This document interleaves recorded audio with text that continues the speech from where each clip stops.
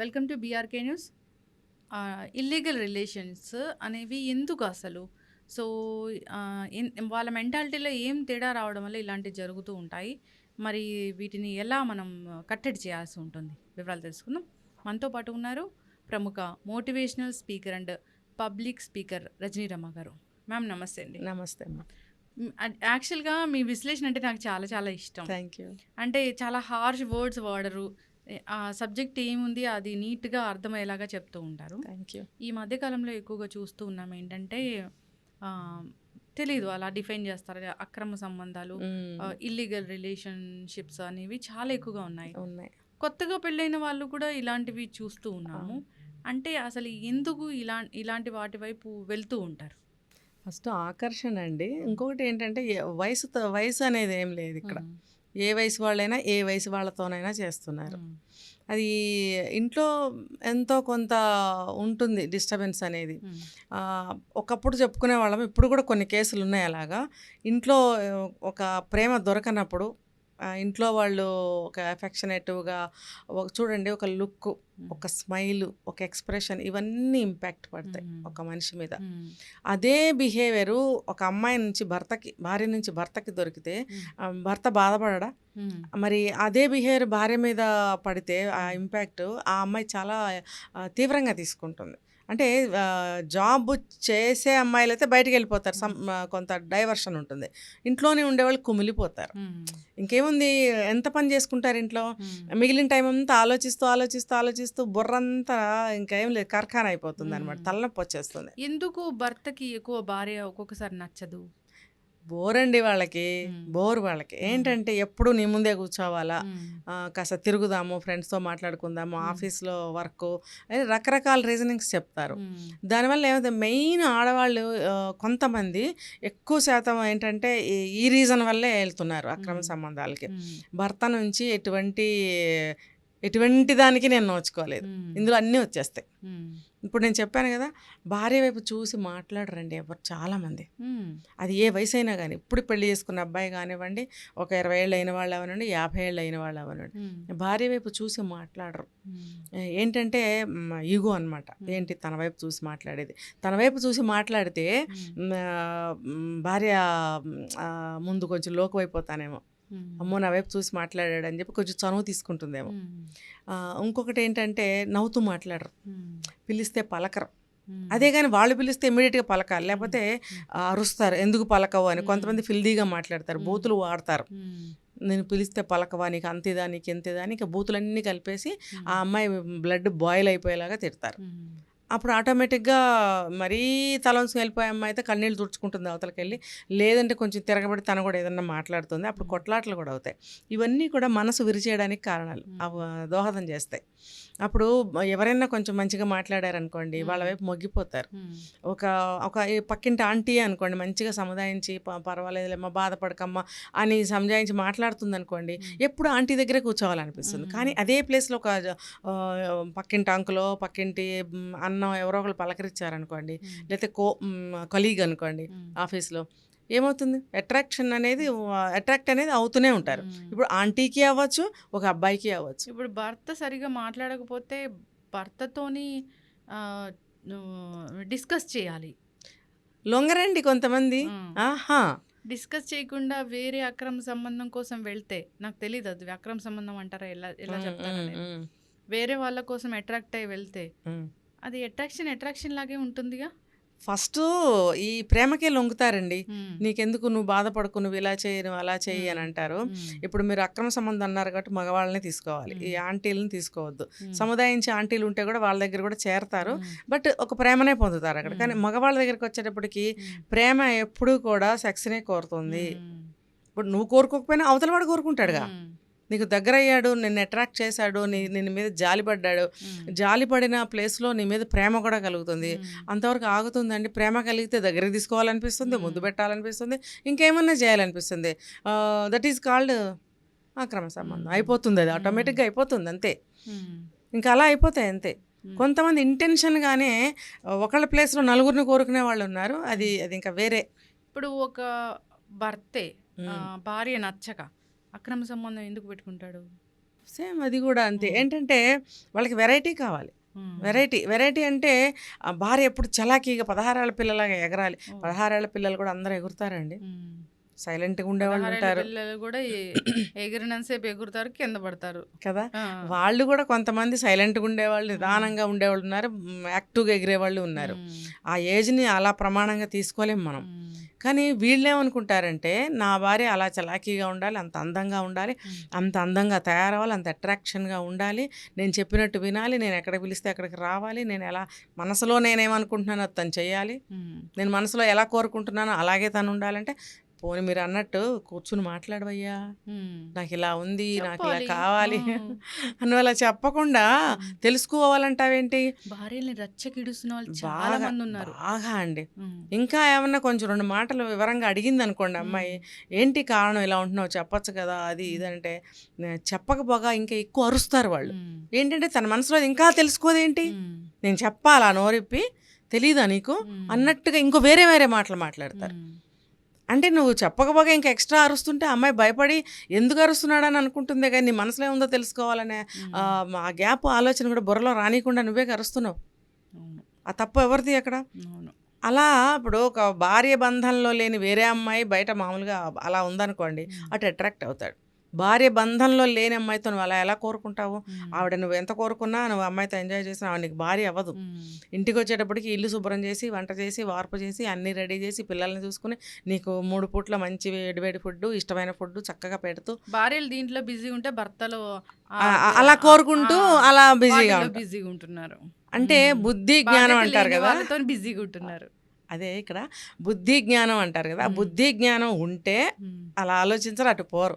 అది లేకపోవటం వల్లనే ఇలా ఆలోచిస్తారు, ఇలా పోతారు. అప్పుడు కొంతమంది భార్యలు ఏం చేస్తారు, సర్దుకుపోయి కన్నీళ్ళు తుడుచుకుని ఎలాగో బ్రతికేస్తుంటారు.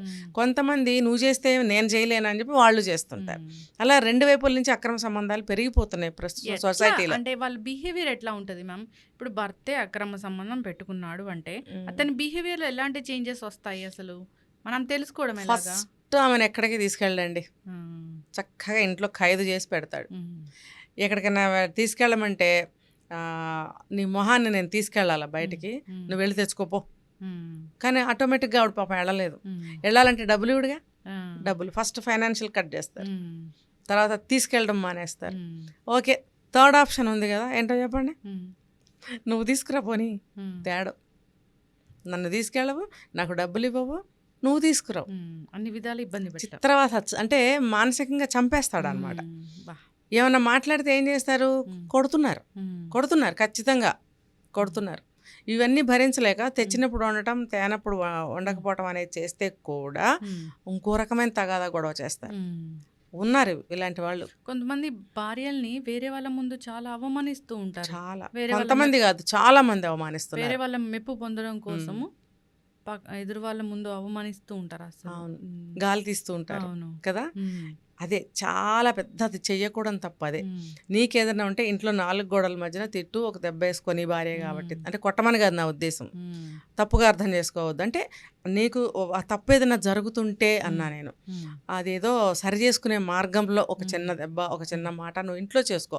నడి రోడ్లో కానీ, నలుగురు చుట్టాల మధ్యన కానీ, పక్కన వాళ్ళ మధ్యన కానీ కొట్టడం, తిట్టడం, ఆమె గాలి తీసేటట్టుగా మాట్లాడటము, ఇంకా ఫిల్దీ లాంగ్వేజ్ కూడా యూజ్ చేస్తారు. ఇంకోటి అంటే నీ మొహం నీకేం వచ్చు, నువ్వు సైలెంట్గా ఉండని మాట్లాడినెవరు, నలుగురిలోకి వస్తే అసలు మాట్లాడినెవరు, సైలెంట్గా నుంచుని ఉంటారు వాళ్ళు. అందుకే ఆడపిల్లలకి ఆర్థిక స్వేచ్ఛ ఖచ్చితంగా ఉండాలి, బట్ మిస్యూజ్ మాత్రం చేయకూడదు.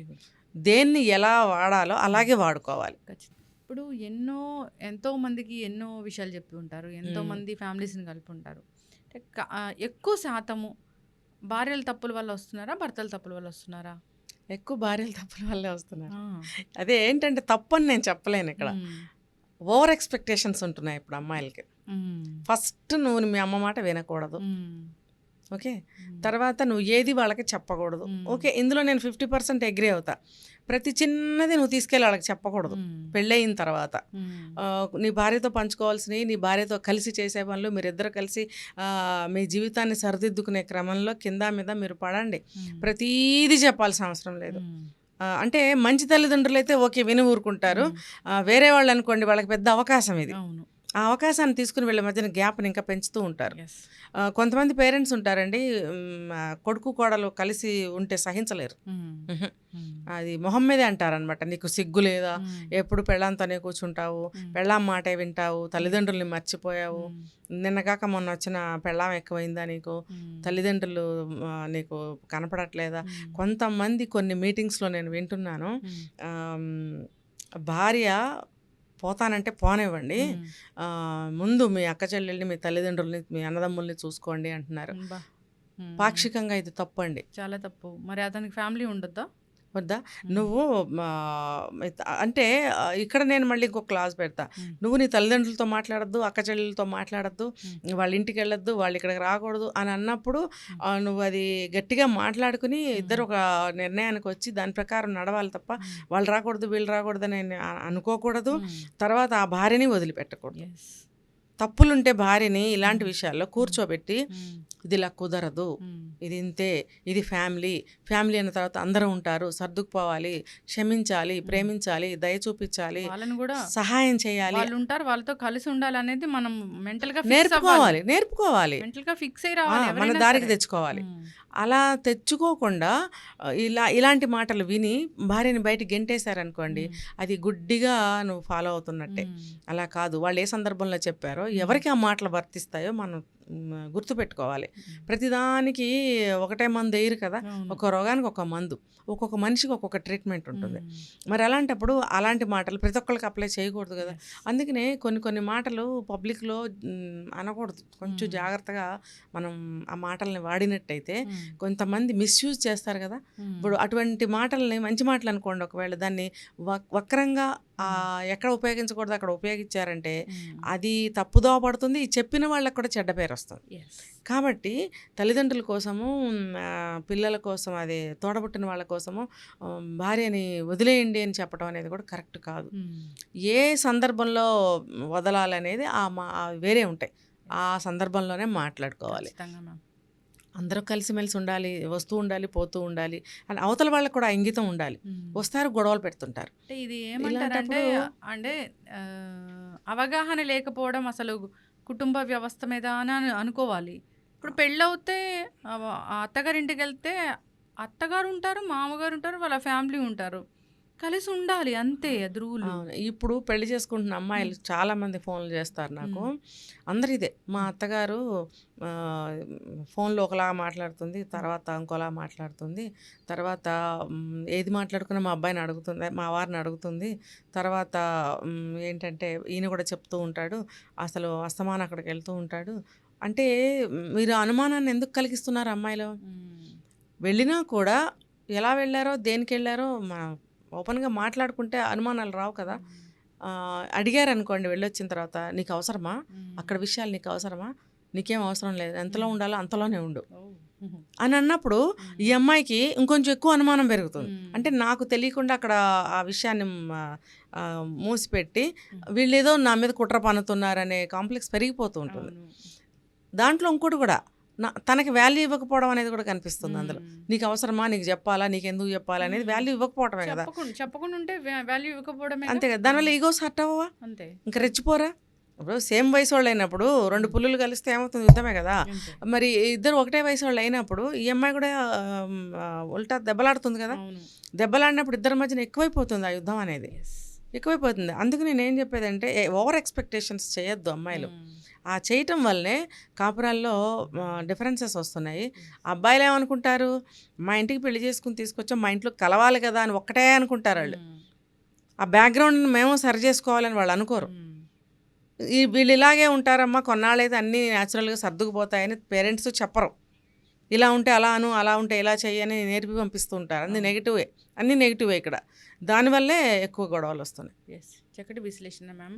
ఏదైనా భార్యాభర్తల బంధం అంటే అది చాలా గొప్పది. అవును. ఎంతో పవిత్రంగా భావించాలి. సో, అటు ఫ్యామిలీ, ఇటు ఫ్యామిలీని ఇద్దరు గౌరవించుకోవాలి. ఖచ్చితంగా. అంటే పెళ్ళవుతే అదేంటో శత్రువులయిపోతా ఉంటారు. అవును. ఇప్పుడు భర్తకి అత్తగారు అనేది చాలా పెద్ద శత్రువులాగా అవును. చూస్తూ అవును. ఉంటారు. ఈ భార్య కూడా అంతే. అలా కాదు. వాళ్ళు కూడా మన ఫ్యామిలీయే కాబట్టి. అంటే సో అసలు వీళ్ళే పెడతారండి గొడవలు. హ్మ్. అబ్బాయి తల్లిదండ్రులు, అమ్మాయి తల్లిదండ్రులే మొదలు పెడతారు డిగ్గింగ్. అవునవును. ఆ డిగ్గింగ్ ఎప్పుడైతే స్టార్ట్ అవుతుందో హ్మ్. అది అది తీసుకొచ్చి వీళ్ళు కూతురికి చెప్తారు, వాళ్ళ కొడుక్కి చెప్తారు. హ్మ్. అంట కదా, అంట కదా, అట కదా, అట కదా అని వీళ్ళిద్దరు మాట్లాడుకోవటం వల్ల అవును. వీళ్ళిద్దరి మధ్యన కోపతాపాలు పెరిగిపోయి, ఆవేశాలు పెరిగిపోయి, నీ వాళ్ళు ఇలాగా, నీ వాళ్ళు ఇలాగా, హ్మ్. నీ అన్నలాగా, నీ తమ్ముడు ఇలాగా, మీది మంచి కుటుంబం కాదు, మీది మంచి హ్మ్. మంచి వంశం కాదు, మీ జాతి చాలా అటువంటిది, దూరం మీ వెళ్ళిపోతాయి. జాతి ఇటువంటిది, హ్మ్. ఎక్కడికో వెళ్ళిపోతారు. చాలా దూరం వెళ్ళిపోతారు. అవును. అంత దూరం వెళ్ళిన తర్వాత హ్మ్. మనసేం కోరుకుంటుందో తెలుసా? రివెంజ్, హ్మ్. పగ, ప్రతీకారం రగిలిపోతూ పెరిగిపోతూ ఉంటాయి. ఇంకా 30 ఏళ్ళు కాపురం చేసినా ఈ చిచ్చు అంటారు కదా, ఆరదు.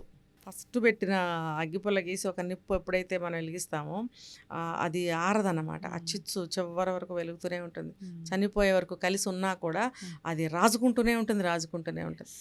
అందుకని తల్లిదండ్రుల పాత్ర కూడా చాలా ఎక్కువ ఉంటుంది. హ్మ్. ప్రతిదీ తీసుకొచ్చి పిల్లలతో డిస్కస్ చేయడము, నువ్వు చెప్పు అబ్బాయికి అనడము, ఆ అమ్మాయికి నువ్వు చెప్పు అనడం, ఇట్లా కాదు. హ్మ్. అందరం కూడా ముఖాముఖి మాట్లాడుకోవాలి. మాట్లాడుకున్నప్పుడు అభిప్రాయ భేదాలు తొలగిపోతాయి, అపోహలు తొలగిపోతాయి. అప్పుడు మైండు ఏమంటారంటే ప్రశాంతంగా, ఓపెన్‌గా బావుంటుంది. యెస్. చక్కటి విశ్లేషణ మ్యామ్. గౌరవించుకుంటూ ఉండాలి. హ్మ్. అత్తగారు ఆమె బాధ్యత ఏందో తెలుసుకుంటూ ఉంటే ఆ ఇంట్లో గొడవలు రావు. అంతే కోడలు కూడా అంతే. ఇటు అల్లుడు కూడా అంతే. అందరూ హ్యాపీగా ఉండాలని కోరుకుందాం మ్యామ్. ఒక పెళ్ళి అనేక గొడవలకు, అనేక అనర్థాలకు దారితీసే పరిస్థితి ఇప్పుడొచ్చింది. అవును. చాలా చూస్తున్నాం మనం. అవును. నవ వధువులే ఆత్మహత్యలు చేసుకుంటున్నారు. అవును. సో, అప్పుడే పెళ్ళైన వాళ్ళే విడాకులు తీసుకుంటూ ఉన్నారు. సో, కోడలు ఇంటికి రాగానే అత్త, మామ అనాథ శరణాలయాలకి వెళుతూ ఉన్నారు. చాలా జరుగుతూ ఉన్నాయి. జరుగుతున్నాయి. సో, ఎక్కడో అవగాహన లోపం ఉంటూ ఉంది. సో, అందరూ కూడా దీన్ని గమనించుకొని హ్యాపీగా కలిసుండాలని అవును. కోరుకుందాం మ్యామ్. చాలా చక్కటి విశ్లేషణ ఖచ్చితంగా. అండి. ధన్యవాదాలు.